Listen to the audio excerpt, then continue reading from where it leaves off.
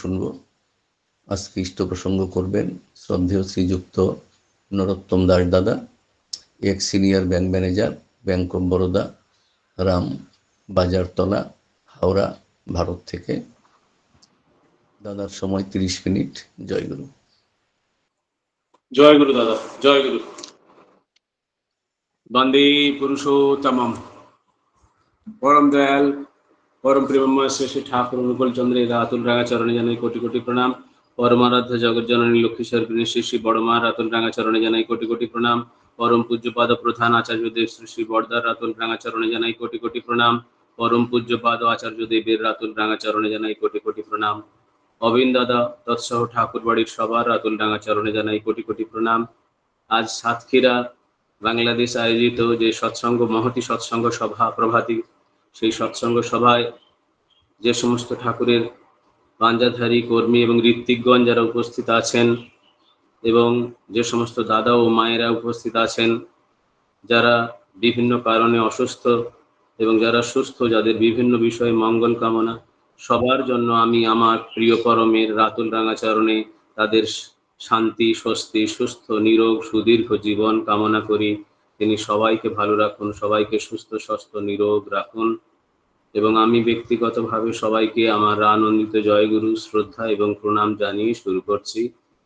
এটা একটা ইন্টারন্যাশনাল সৎসঙ্গ হচ্ছে, কারণ আমি দেখছিলাম যারা ভারতবর্ষ এবং বাংলাদেশ মিলিয়ে আছে, এবং যারা বাংলাদেশে এবং ভারতবর্ষের বাইরেও যারা আছেন তারাও এখানে রয়েছেন। তাই সবার জন্য আমার প্রিয় পরমের কাছে প্রার্থনা জানাই, সবার মঙ্গল হোক, সবাই ভালো থাকুন, সবাই সুস্থ স্বাস্থ্য নিরোগ এবং সুদীর্ঘ জীবনের অধিকারী হন। আজকে আমি চেষ্টা করব ঠাকুরের কথা, ঠাকুর বলাবেন ঈশ্বর প্রাপ্তি, কিভাবে ঈশ্বরকে পাওয়া যায় বা ঈশ্বরে মুক্তি লাভ করা যায়, সেই বিষয়ে কয়েকটা কথা আমি চেষ্টা করব বলার, কারণ তার কথা তো তিনিই বলাবেন। আমাদের গন্তব্য হলো ঈশ্বর প্রাপ্তি, বা আমরা বলি মোক্ষ বা মুক্তি লাভ। অর্থাৎ আমাদের কি হয়, আমরা সাধারণ মানুষ, আমরা চাই আমাদের তপস্যার মাধ্যমে বা আমাদের আধ্যাত্মিক জীবনের যে চরম সীমায় যদি আমরা উঠতে পারি, আমরা তাকে পেতে চাই। আর তাকে পেতে চাই মানে ঈশ্বরকে পেতে চাই। আর তাকে যদি পেতে চাই, তাহলে আমাদের কতকগুলো নিয়ম কানুনের মধ্যে দিয়ে যেতে হবে, যেটা যুগ যুগান্তর ধরে চলে আসছে। ঠাকুর বললেন যে ধারণ পালন সম্বেগ সিদ্ধ ব্যক্তিত্ব চাই। এই ধারণ পালন সম্বেগ সিদ্ধ ব্যক্তিত্বের মধ্যেই রয়েছে আমাদের গন্তব্য ঈশ্বর প্রাপ্তির প্রকৃত স্বরূপ। আমরা যদি ঈশ্বরকে পেতে চাই, তাহলে আমাদেরকে ধারণ পালন সম্বেগ সম্পূর্ণ হতে হবে। কারণ যুগে যুগে মানুষ এসেছে, যুগে যুগে ধরে যুগ যুগ ধরে মানুষ চেয়েছে, একটাই তাদের কামনা বাসনা, যে কিভাবে আমরা ঈশ্বরকে লাভ করব, ঈশ্বর প্রাপ্তি, ঈশ্বরকে আমরা পাবো। মুনি ঋষিরা যারা তপস্যা করে গেছেন, তারাও বলেছেন ভগবান লাভই হচ্ছে জীবনের মুখ্য উদ্দেশ্য বা মূল উদ্দেশ্য। আর সেই উদ্দেশ্যে পৌঁছতে গেলে কি করতে হবে না, সেই উদ্দেশ্যে পৌঁছতে গেলে আমাদের দরকার হচ্ছে নিজেকে জাগ্রত করা, নিজেকে তার সঙ্গে যোগযুক্ত করা, অর্থাৎ যোগ। যোগটা কি না, যোগের কথা তিনি যখন বললেন যে যোগ হচ্ছে যে বিভিন্ন বিষয় যখন আমরা যে মনের চিত্ত নিবৃত্তির নাম যোগ, চিত্ত নিবৃত্তি করে তার সঙ্গে যুক্ত, কারণ মানুষের মনের শক্তির কোনো সীমা নেই। আর সেই তাকে মানুষের মনটাকে কন্ট্রোল করে যখন তার সঙ্গে যোগযুক্ত হতে পারবো, তখনই কিন্তু আমরা যোগযুক্ত হলাম।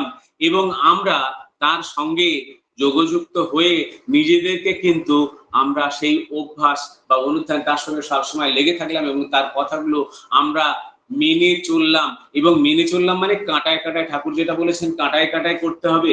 তার জন্য কি করতে হবে, এর উদ্ধার পেতে গেলে চাই মুক্তি লাভ। আর সেই মুক্তি লাভের কি চারটি পথ, বেদে, উপনিষদে, গীতায়, এবং আমার প্রিয় পরম ঠাকুরও বলেছেন, স্বামী বিবেকানন্দ বলেছেন যে উপায়গুলো হচ্ছে রাজযোগ, জ্ঞানযোগ, কর্মযোগ আর ভক্তিযোগ।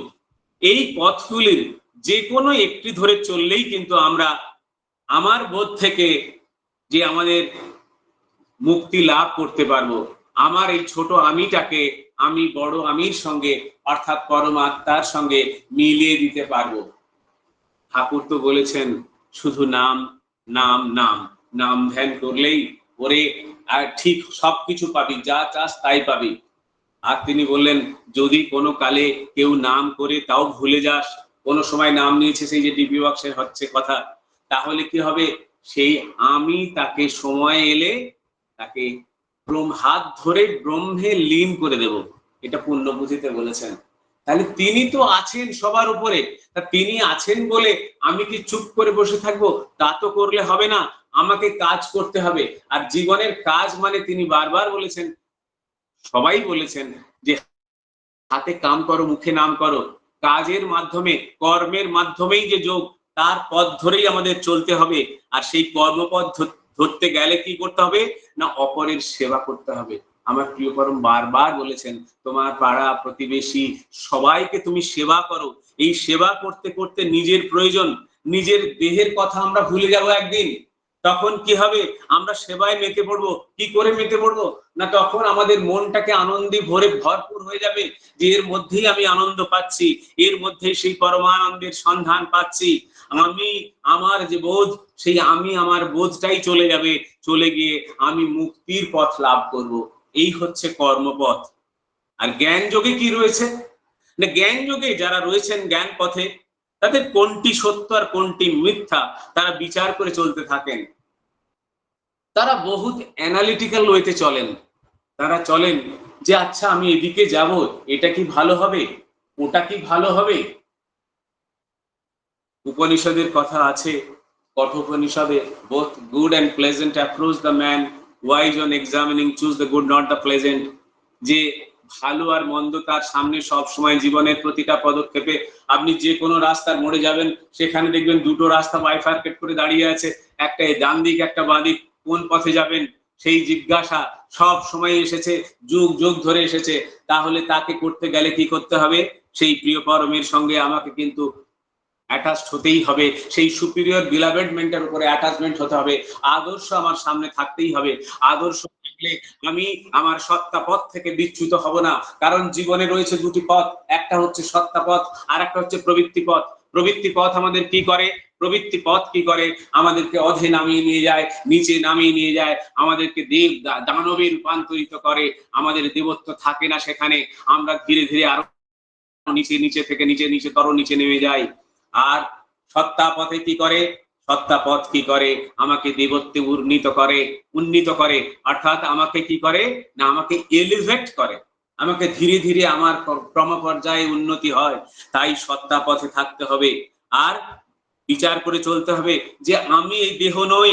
কারণ তখনই এখানে কথা আসে যে আমি যে কথাটা বলছি, আমি কে না, আমি হচ্ছি যে আমি কি আমি বলছি, এই আমি তো আমি নই। কারণ আমি কি টোটাল আমি যাকে আমি বলছি, এই যে আমার বডি, এই বডি এটা একটা শরীর। তাহলে বডি মাইন্ড অ্যান্ড সোল, অর্থাৎ দেহ এই রক্ত মাংসের শরীর, মাইন্ড মানে মন, আর তার ভেতরে যে রয়েছে মন, আর মনের ভেতরে অন্তঃস্থলে গভীরে রয়েছে আত্মা। আমাদের যা কিছু করি না কেন, আমাদের কিন্তু অন্তরালে সেই আত্মা রয়েছেন, তিনি আমাদের কিন্তু পরিচালনা করেন সবকিছু দিক থেকে, মন আর আত্মা। তাই আমার আমি বলতে যে যেটাকে বুঝি সেটা অহং, অর্থাৎ এই আমি, এই নীতি নীতি করে বিচার করে চলতে চলতে হয়। যা কিছু করতে হয় কি পৃথক করে, তার থেকে নিজেকে পৃথক করে নেওয়া আর নিজের সারূপ্য লাভ করা।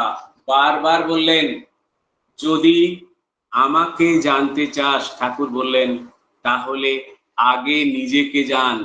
নিজেকে জানলেই আমরা তাকে জানবো, অর্থাৎ নিজের সারূপ্য লাভ করা। সেটা কিভাবে জানবো? সেই পথেই আমরা যাব, সেই পথে আমাদের যেতে হবে, তা না হলে হবে না। আর একটি পথ হলো কি ভক্তিপথ। ভক্তিপথ কি না, ভক্তিপথে ভগবানকে ভালোবাসা বা সাধনা করা খুবই সহজতম উপায়। আমি কিছু জানি না, আমি একটাই জানি, আমি তোমাকে ভালোবাসি, তুমিই আমার সব, তুমিই আমার জীবন সর্বস্ব, তমসি মম জীবনম, তমসি মম ভূষণম, তমসি মম ঝলধিরত্নম। তুমি আমার জীবন, তুমি আমার ভূমি, তুমি আমার সব সব সব সব। আমি তোমাকে, একটা গান শুনছিলাম কয়েকদিন আগে, একটি মা গাইছিলেন 2-3 দিন আগে বোধহয়, আমি সব সঁপেছি, সব সঁপেছি। আমি যদি সব সঁপে দিই তোমার চরণে, তাহলে সেই তো ভক্তির পথ। আমি তোমাকেই চাই, তোমাকেই চাই। সেই তখন কি করে না, তখন সেইভাবে সেই বৈধি ভক্তি আছে। আর বৈধি ভক্তি থেকে ধীরে ধীরে কি হয়, আমার প্রথম প্রথম তো ভক্তি আসবে না, রাগাত্মিকা ভক্তি আসবে না। সেই বৈধি ভক্তি থেকে থেকে ধীরে ধীরে কিন্তু আমি আসল ভক্তি, আমার পাকা ভক্তি আসবে, আমার রাগাত্মিকা ভক্তি আসবে, ভক্তা সংজ্ঞাতয়া ভক্তি, যেটা ভগবান শ্রীকৃষ্ণ বলেছেন। এর পরের কথায় আমরা যাই রাজযোগ। রাজযোগ কি না, রাজযোগের বা বনসংযমের পথে মনকে বৃত্তি শূন্য করার চেষ্টা করতে হবে। আর যোগের সঙ্গে আমি আগেই বলেছি যে চিত্ত বৃত্তি নিরোধ, অর্থাৎ আমাদের যে মন বা চিত্ত, সে কি করে, বড় চঞ্চল। সে কি করে না, তাকে আমাদেরকে তার মধ্যে যে বৃত্তি প্রবৃত্তি রয়েছে সেগুলোকে নিরোধ করতে হবে। আর নিরোধ করলেই কি হবে, আমরা যোগারূঢ় যোগ অবস্থায় যাব। যোগারূঢ় অবস্থায় বলতে পারি না, কখনোই নয়, যোগ অবস্থায় যাব। কারণ যোগারূঢ় অবস্থায় ছিলেন ভগবান শ্রীকৃষ্ণ। তিনি অর্জুনকে উপদেশ দিয়েছিলেন। আর আমার প্রিয় পরম যখন ভাববাণী করেছিলেন, তিনি তখনও কিন্তু যোগারূঢ় অবস্থায় ছিলেন। তাই মনের স্থৈর্য অব্যাহত রাখার জন্য মনকে কোনো বাসনা বা চিন্তা মনে উঠতে দিতে হবে না। মনের মধ্যে কোনো বাসনা চিন্তা থাকবে না, কামনা বাসনা শূন্য করতে হবে। তাই তিনি কি বললেন, আমার প্রিয় পরম বললেন, বারবার কিন্তু বলেছেন যে সংসারে থাকবে একদম নিরাশী নির্মম হয়ে। আপনারা সবাই জানেন সেই নিরাশী নির্মম, এটা ভগবান শ্রীকৃষ্ণ গীতায়ও তিনি বলেছেন। নিরাশী নির্মমের অর্থ হচ্ছে কামনা বাসনা শূন্য রহিত। আমার কোনো কিছু চাওয়া থাকবে না, যেটা নিষ্কাম কর্মের কথা, নিষ্কামের কথা বারবার আমার আচার্য দেব বারবার বলেন, প্রতি মুহূর্তে বলেন। কারণ মনকে শান্ত করতে হবে। মন বড় চঞ্চল। মনের কি হয়, যেমন একটা সরোবরে কোনো ঢিল ফেললে পরে কি হয়, তার মধ্যে তরঙ্গ উদ্বেলিত হয় বা উত্থিত হয়, ধীরে ধীরে তরঙ্গ মালা চতুর্দিকে বিস্তৃত হয়ে যায়, তখন আমরা কিন্তু দেখতে পাই না তার তলদেশে কি আছে। তেমনি মনকে যদি শান্ত না করা যায়, মনের তলদেশে, মনের গভীরে যে কি আছে আমরা কিছুই দেখতে পাবো না। তাই মনকে কি করতে হবে, মনকে শান্ত রাখতে হবে। আর মনকে শান্ত না রাখলে আমি কিন্তু কোনো কিছুই বুঝতে পারবো না, আমি কোনো কিছু ধরতে পারবো না। তাই ঠাকুর বললেন, সব সময় খুব শান্ত হয়ে চলবি, কথা কম বলবি। বিবেকানন্দ বারবার বলেছেন, মনকে যে যত বেশি শান্ত করতে পারবে, তার তত রিসেপটিভ ক্যাপাসিটি, অর্থাৎ রিসিভ করার গুণটা তার বেশি, তার মধ্যে বেশি থাকবে। যখন কেউ কিছু বলবেন বা আমার গুরুদেব যা যা বলে দেবেন, আমার প্রিয় পরম যা যা বলে দেবেন, সেগুলো আমি ধীরে ধীরে সেই মনের মধ্যে কিন্তু আমি গ্রহণ করতে পারবো। যদি মনকে সংযত না করি, মনকে যদি সব সময় উত্তেজিত করে থাকি, তাহলে তো কখনোই হবে না। সেটা কি করতে হবে, এবার সেই কথাই ভগবান গীতায় যে কথা বললেন, আমি চেষ্টা করছি বলার। বললেন গীতার 6ষ্ঠ অধ্যায়ের 34 নম্বর শ্লোকে ভগবান বলছেন, চঞ্চলং হি মনঃ কৃষ্ণ প্রমাথি বলবৎ দৃঢ়ং তস্যাহং নিগ্রহং মন্যে বায়োরিব সুদুষ্করম। অর্থাৎ বলছেন অর্জুন, হে কৃষ্ণ, হে সখা, হে প্রিয় পরম, তুমি তো বললে মনকে শান্ত করো, যুদ্ধে লাগো, লেগে পড়ো তুমি, কিন্তু মন তো বড় চঞ্চল গো, কথা শোনে না, বড় বিক্ষোভকারী, বড় দুষ্ট ছেলের মতো, কোনো কথা শুনতে চায় না। এবং মন তো ভীষণ দৃঢ় এবং শক্তিশালী। তাই একে বশে রাখবো কি করে, একে বশে রাখা তো খুবই কঠিন, সুদুষ্করম। এবং বায়ুকে তুমি দেখেছো, দেখো, যখন কোনো বাতাসকে কি কোনো ঘরে আটকে রাখা যায়? যায় না। সেটা যেমন দুষ্কর, সেটা যেমন কষ্টসাধ্য, তাই মনকেও কিন্তু কোনো জায়গায় আটকে রাখা যায় না। সঙ্গে সঙ্গে ভগবান তো, তিনি ভগবান, তিনি ঈশ্বর, তিনি সঙ্গে সঙ্গে বললেন। তাই 35 নম্বর শ্লোকে 6ষ্ঠ অধ্যায়ে বললেন, অসংশয়ং মহাবাহো মনো দুর্নিগ্রহং চলম অভ্যাসেন তু কৌন্তেয় বৈরাগ্যেন চ গৃহ্যতে। তখন বললেন আমার ভগবান, হে অর্জুন, মন নিঃসন্দেহে চঞ্চল এবং একে বশে রাখা দুষ্কর, কঠিন, কিন্তু হে কৌন্তেয়, অভ্যাস ও বৈরাগ্যের দ্বারা একে বশে রাখা যায়। তাহলে কি করতে হবে? বারে বারে একই জিনিস অভ্যাস করতে হবে। আর বৈরাগ্য চাই। বৈরাগ্য মানে যে কথা বললাম, যে কথা ঠাকুর বলেছেন এর আগে, নিরাশীনম, অর্থাৎ আমি আমার চিত্তে কোন রকম প্রবৃত্তিকে আসতে দেব না। প্রবৃত্তির কোন রকম যখনই আমার দেহের মধ্যে, আমার মনের মধ্যে সে উঁকি দেবে, পিপ করবে, উঁকি দেবে বা তার উদয় ঘটবে, সঙ্গে সঙ্গে আমি তার নিবৃত্তি করব, তাকে আমি নিবৃত্ত করে রাখবো। মনে তুমি এটা এসো না, এখন ভগবানের সময়, আমার প্রিয় পরমের সময়, তাকে ডাকার সময়, তাকে ভজনা করার সময়, তাকে সাধনা করার সময়, তাই তুমি আমার মনের মধ্যে আসবে না, একেবারেই আসবে না। কারণ মন কি করে? মন কি করে? আমরা যদি মনের গভীরে দেখতে চাই, মনের কিন্তু দুটো তিনটে অংশ অ্যাকচুয়ালি। কি না, আমরা বাইরে থেকে যেটা দেখি সেটাকে বলি আমরা চেতন মন, অর্থাৎ আমরা জেগে আছি, যা বলছি করছি চাই করছি, চেতন মন। এর পরে যেটা রয়েছে সেটা হচ্ছে অবচেতন মন, আপনারা সবাই জানেন। আর তারপরেও যেটা রয়েছে সেটা হতে অতি চেতন মন। তাই আমরা চেতন মনে তো সবসময় কথা বলছি, তাহলে কাকে কন্ট্রোল করতে হবে? এটা আমার ঠাকুরও বলেছেন, এটা সবাই বলেছেন, একই কথা। কি না, ঠাকুর বারবার বলেছেন বিশেষ করে অবচেতন মনটাকে, তার মধ্যে নিজেকে প্রবেশ করতে হবে, নিজের এই মনটাকে প্রবেশ করাতে হবে। কারণ যা কিছু গন্ডগোলের মূল কি করে না, ওই অবচেতন মন। সে বিভিন্ন ভাবে ডিস্টর্টেড হয়ে থাকে, অর্থাৎ ছড়িয়ে ছিটে থাকে। এই ছড়িয়ে ছিটিয়ে, যেমন বাসন যদি রান্নাঘরে ছড়িয়ে ছিটে থাকে যা হয়, সেই সব কিছুকে গুছিয়ে সুন্দর করে রাখলে রান্নাঘরও সুন্দর হয় আর শোভা বাড়ে। তেমনি মনেরও শোভা বাড়বে, মনটাকেও সুন্দর হয়ে উঠবে। যদি মনের ভেতরে আমি ঢুকে মনের যদি বলি, মনের সেই অবচেতন মনকে তোমাকে এবার সুন্দর করে গুছিয়ে উঠতে হবে, আর গুছিয়ে যদি উঠতে হবে তাকে গুছিয়ে দিই। একবার যদি গুছিয়ে নিয়ে চলতে পারি, তাহলে আমি কি করব? আমি কিন্তু সেই মনকে আমি বশে রাখতে পারবো। অভ্যাস, এটা অভ্যাস। আর বৈরাগ্যে নচ গৃহ্যতে, অর্থাৎ তাকে আমি কন্ট্রোল করতে পারবো। আর তারপরে অতি চেতন মন, কারণ মনের যখন অতি উচ্চ পর্যায়ে যাব, তখন তো সেই পরমাত্মার সঙ্গে মিলনের কথা আসবে, যে মনের আমি আত্মার সঙ্গে মিলে যাব। কারণ আমি যে কথা বললাম, বডি মাইন্ড অ্যান্ড সোল, এতক্ষণ আমরা বডি মাইন্ডের কথা বললাম, এবারে হচ্ছে আত্মার কথা। সেই আত্মা আমাদেরকে কিন্তু আমাদের আমাদেরকে যা কিছু করব সেই আত্মার সঙ্গে যোগযুক্ত হয়ে করতে হবে, সেটাই তো মুক্তি।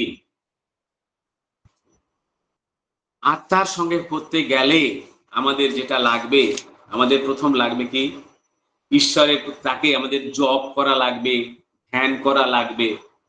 আমরা বলি যে অনেক সময় আমরা বলি স্বাধ্যায় কাকে বলে না, বেদ পাঠ অথবা কোনো মন্ত্র উচ্চারণ যার দ্বারা আমরা সত্য শুদ্ধি হয়, তাকে কিন্তু বলে সাধ্যায়। আর মন্ত্র জপ করবার তিন প্রকার উপায় আছে, একটা বাচিক, উপাংশু এবং মানস। ডিটেলসে যাচ্ছি না। ঈশ্বরের স্তুতি, স্মরণ এবং পূজা রূপ ভক্তির নাম হচ্ছে ঈশ্বর প্রণিধান। এবারে গেলাম প্রাণায়ামে। প্রাণায়াম কি না, প্রাণ শব্দের অর্থ হচ্ছে নিজের শরীরের অভ্যন্তরস্থ জীবনী শক্তি, আমাদের যে জীবনী শক্তি, এনার্জি। আর আয়াম শব্দের অর্থ হচ্ছে সংযম, অর্থাৎ প্রাণায়ামের মাধ্যমে আমাদের জীবনী শক্তিকে আমরা কন্ট্রোল করব। আবার প্রাণায়াম আছে তিন প্রকার, একটা হচ্ছে অধম, মধ্যম এবং উত্তম। সেটা যাচ্ছি না। এবারে যেটাতে যাব আমরা, যে প্রাণায়াম যদি আমরা করি তাহলে আমাদের কি হবে, আর প্রাণায়াম করব কেন? কারণ প্রাণায়াম না করলে আমি আমার মনকে বশে আনতে পারবো না। এবং আমার বশে আনার আগে আমি বলছি, বশে আনার আগেও বলছি, শরীরকে বশে আনতে পারবো না। কারণ যদি শরীর ঠিক না থাকে, যা কিছু হয় সবকিছু কিন্তু আমার যা কিছু খেলা থাকে সেটা হচ্ছে এই শরীর। ঠাকুর বললেন এটা একটা মন্দির। তাই এই মন্দিরকে, এই খেলার মাঠটাকে যদি আমি আগে সাজিয়ে গুছিয়ে না নিই, প্রাণায়ামের মাধ্যমে যদি চিত্ত শুদ্ধি না করি, যদি সত্য শুদ্ধি না করি, তাহলে আমি তাকে যে আরাধনার জন্য যাচ্ছি, যে সাধনার জন্য যাচ্ছি, সেই সাধন পথে যে যাব, সেই সাধন পথ কিন্তু আমার কাছে সম্পূর্ণরূপে আয়ত্ত হবে না। কারণ যোগ শাস্ত্রে বারবার বলা হয়েছে, আনন্দ জায়তে চিত্তে প্রাণায়ামই সুখী ভবে।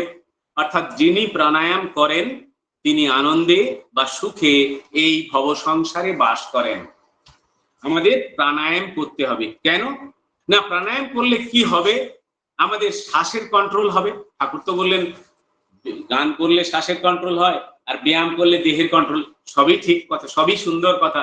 আমরা যেটা আচার্যদেব বারবার বলেন যে আমরা 24 ঘন্টায় 21,600 বার কি করি, আমরা শ্বাস প্রশ্বাস গ্রহণ এবং ত্যাগ করি, ইনহেল এবং এক্সহেল করি। এটাই কিন্তু জীবের আয়ু। ধরুন কোনো মানুষ যদি, তার একটা নির্দিষ্ট টাইম আছে, মানে বয়সের একটা লিমিটেশন আছে, 80 বা 100 বছর আমি ধরলাম ম্যাক্সিমাম গড়াই, তাহলে কি হবে? প্রতিদিন সে 21,600 বার সে কি করছে? 24 ঘন্টায় শ্বাস প্রশ্বাস গ্রহণ করছে এবং ছাড়ছে। এটাই গুণিত 365 দিন। এবার গুণিত আমি যদি ধরি 80 বছর কি 100 বছর, তাহলে এই লিমিটেশন কিন্তু থাকলো। আমরা প্রত্যেকে ভাবি যে আমরা বোধহয় ধীরে ধীরে আমরা আমাদের জীবনে এগিয়ে যাচ্ছি। আসলে না, আমাদের জীবনের যে লিমিটেশন বা যে একটা নির্দিষ্ট সীমা, সেই সীমা থেকে ধীরে কিন্তু ক্ষয় প্রাপ্ত হয়ে যাচ্ছি। আমাদের তার থেকে কিন্তু আমরা ধীরে ধীরে কমে আসছি, আমাদের সবকিছু, শরীর মন সবকিছু। কেন না, আমরা এই 21,600 বার নিচ্ছি তো প্রতিদিন। যোগীরা কি করেন তাদের দিকে যদি আমরা তাকাই, কারণ জীবের আয়ু বারবার বলছেন, যোগ শাস্ত্রে বলছেন, ঠাকুর বলেছেন, সবাই বলেছেন যে প্রাণায়ামের মাধ্যমে, যোগের মাধ্যমে, ক্রিয়াযোগের মাধ্যমে তাকে নিজেকে আয়ত্ত করতে হবে। করতে গেলে কি করবে? যোগীরা কি করেন না, তারা প্রতিদিন 24 ঘন্টায় প্রাণায়াম করেন 1964 বার, বা আমি অ্যাপ্রক্সিমেটলি 2000 বার ধরলাম। তাহলে আমরা করছি কতবার? 21,600 বার। আমাদের কত, এটা থেকে যদি 2000 বাদ দিই, 19,600 বার, প্রায় 20,000-এর মতো বেশি আমরা করছি। তাহলে আমাদের আয়ু ক্ষয় হবে না হবে না? আমরা ধীরে ধীরে কিন্তু আমরা আমাদের নিজেদের কিন্তু ক্ষয় প্রাপ্ত করছি। তাই কিছুটা সময়, সেই জন্যই ঠাকুর বলেছেন কিন্তু প্রতিদিন বলেছেন, উষা নিশায় মন্ত্র সাধন চলাফেরায় জপ, যথা সময় ইষ্ট নির্দেশ মূর্ত করাই তপ। উষা কালে বসে এই যে নাম ধ্যান হচ্ছিল 5 মিনিট, এই যে নাম ধ্যান করে আমাদের করানো হয়, এই এক এক জায়গায় যে আমাদের বিভিন্ন জায়গায় রাত্রিবেলা করে নাম ধ্যান হচ্ছে, ভোরবেলা করে নাম ধ্যান হচ্ছে, এই লিঙ্কও হচ্ছিল। সবাই যে নাম ধ্যান করেন, এই নাম ধ্যান করাটা অত্যন্ত জরুরি। এই নাম ধ্যানের মাধ্যমে কিন্তু, নামের মাধ্যমেই কিন্তু আমাদের প্রাণায়াম হবে। কারণ নাম আর নামই অভেদ। যদি প্রাণায়াম নাও করতে পারি, নামের মাধ্যমেই হবে। কারণ নামের মাধ্যমেই কি করলেন ঠাকুর বললেন, আমি কালকেই দেখছিলাম একটা বইতে, সেখানে ঠাকুরের কথায় কোথায় নানা প্রসঙ্গে বা কোথায় তাতে দেখছিলাম যে এই যে নাম ধ্যান যখন আমরা করি, কি করে না, নাম কি করে আমাদের ভেতরে, আমাদের মনটাকে তো আমাদের ভালো রাখেই রাখে, তার সঙ্গে সঙ্গে আমাদের নার্ভাস ইম্পালস গুলো, এর ইম্পালস গুলো আমাদের ব্রেন সেলকে জাগরিত করে।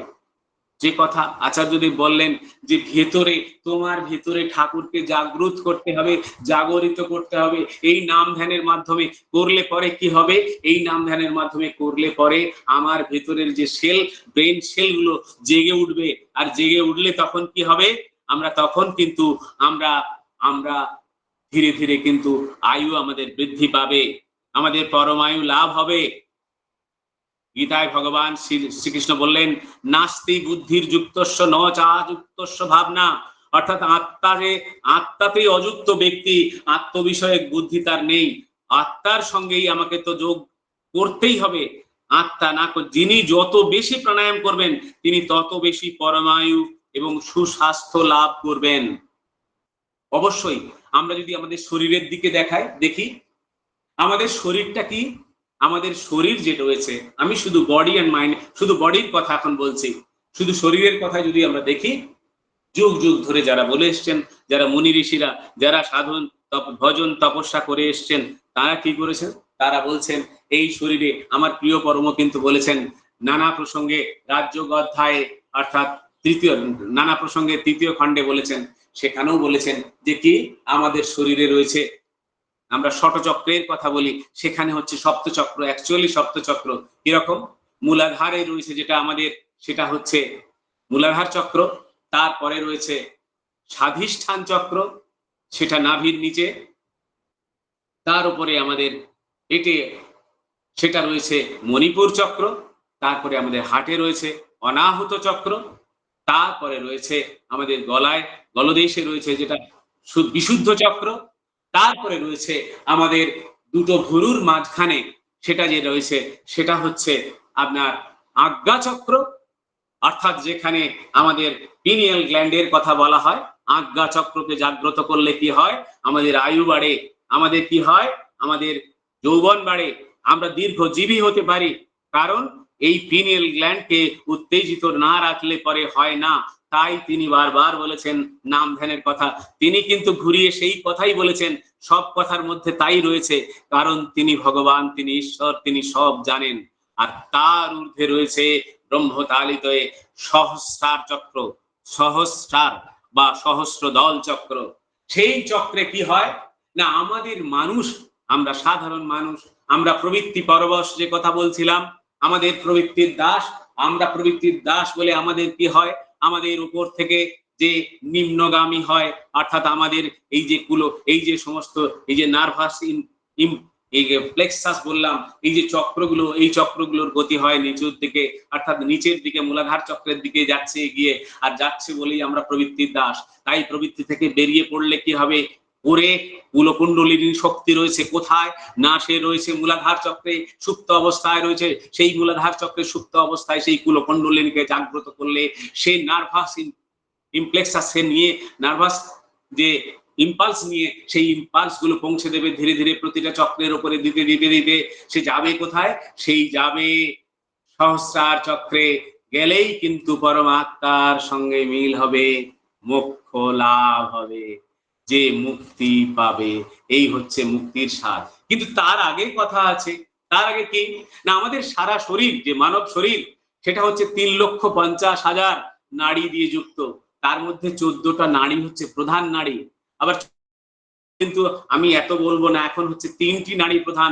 সেই 3টি নাড়ির কথা বলি, রয়েছে কত? 3,50,000 নাড়ি। তার মধ্যে কোনটা না, তার মধ্যে 14টা হচ্ছে প্রধান নাড়ি। আবার 14টার মধ্যেও আমি যাচ্ছি না, যাচ্ছি কোনটা না, 3টি নাড়ি। 3টি নাড়ির কথা আপনারা শুনেছেন, একটা হচ্ছে ইড়া, পিঙ্গলা এবং সুষুম্না। এই 3 নাড়ির মধ্যে সুষুম্না নাড়ি হচ্ছে প্রধান। এ কি করে? আমার ঠাকুরও বললেন যে এটা আমাদের যে ভার্টিব্রাল কলাম রয়েছে তার মধ্যে দিয়ে একটা, যেমন যে নার্ভাস ইমপ্লাস পুরোপুরি একটা নার্ভ সেল, সেটা উপর পর্যন্ত একদম ব্রেইন সেল পর্যন্ত গেছে। এর মধ্যে দিয়ে এই ইড়া পিঙ্গলাতে প্রাণের যে গতি চলছে, সেই পিঙ্গলা নাড়িকে বলে সূর্য নাড়ি, আর ইড়া নাড়িকে বলে চন্দ্র নাড়ি। আর এদের মধ্যস্থিত যে তার মধ্যে রয়েছে এই 3 নাড়ির পদ্মসূত্রের ন্যায় সূক্ষ্ম, আর সূক্ষ্ম নাড়ির মধ্যস্থিত রয়েছে চিত্রা নাড়ি, আর এর মধ্যেই রয়েছে ব্রহ্মবিবর। এই ব্রহ্মবিবর দ্বারা কুলকুণ্ডলিনী মূলাধার চক্র থেকে সহস্রারে গমন পূর্বক পরম ব্রহ্মে মিলিত হন। যে কথা বলছিলাম, যখন কুলকুণ্ডলিনীকে জাগ্রত করা হবে তখন সেই কুলকুণ্ডলিনীর মধ্যে দিয়ে যে রস, সেই রস ধীরে ধীরে ধীরে ধীরে ধীরে উপরে উঠবে, এই আমাদের ষটচক্র ভেদ করে, যেটা বলে ষটচক্র ভেদ করে সহস্রারে পৌঁছবে কিন্তু সেখানেই কিন্তু আমরা দেখতে পাবো, সেখানেই কিন্তু আমরা দেখতে আর পাওয়া কিছু নেই, একেবারে মুক্তি মুক্তি মুক্তি, চিরমুক্তির স্বাদ। তাই এই প্রধান 3 নাড়ি ইড়া, পিঙ্গলা এবং সুষুম্না, যথাক্রমে তাদেরকে গঙ্গা, যমুনা এবং সরস্বতী নামে অভিহিত করা হয়েছে।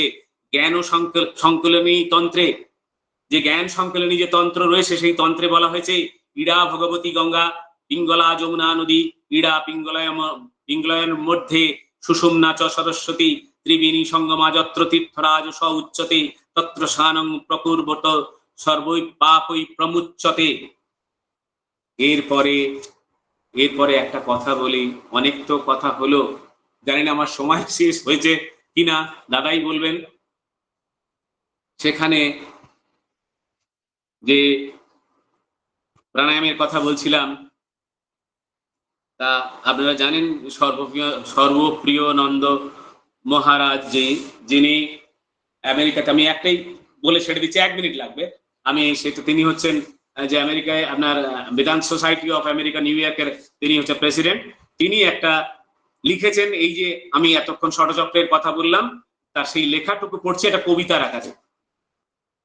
ধনুক রূপ মেরুদণ্ডে তীর হলো সেই শ্বাস, যে শ্বাসেতে করেন যোগী ষড় রিপুর নাশ। যুদ্ধ চলে নিজের সনে দেহই রণাঙ্গন, যোগী সেথায় রামচন্দ্র রিপুই দশানন। সীতা স্বয়ং কুণ্ডলিনী বদ্ধ মূলাধারে, প্রাণায়ামী সেই যুদ্ধে কজন পারে। রামায়ণের 7 কাণ্ড চক্রে দেহে 7, সেই চক্র ভেবেই হবে রাবণ কুপকাত। যুদ্ধ শেষে কুণ্ডলিনী ফিরবে নিজ ঘর, সহস্রারে পৌঁছে যোগী মুক্ত চিরতর। বন্দে পুরুষোত্তমম, বন্দে পুরুষোত্তমম। মাফ করবেন, 1 মিনিট হয়তো বেশি নিলাম, 1 মিনিট। জয় গুরু। খুব জয় সুন্দর গুরু। শুনলাম। দাদা খুব সুন্দর করে ঈশ্বর প্রাপ্তির কথা বর্ণনা করছিলেন। প্রাণায়াম করতে হবে, নাম ধ্যান করতে হবে, কুলকুণ্ডলীকে জাগ্রত করতে হবে। কুলকুণ্ডলিনী জাগ্রত না হলে আমাদের ঈশ্বর প্রাপ্তি ঘটবে না। আমরা কথাগুলো মনে রাখার চেষ্টা করব। আমি নরোত্তম দাস দাদা, তার পরিবারবর্গ, পারিপার্শ্বিক প্রত্যেকের দাদা। জয় গুরু।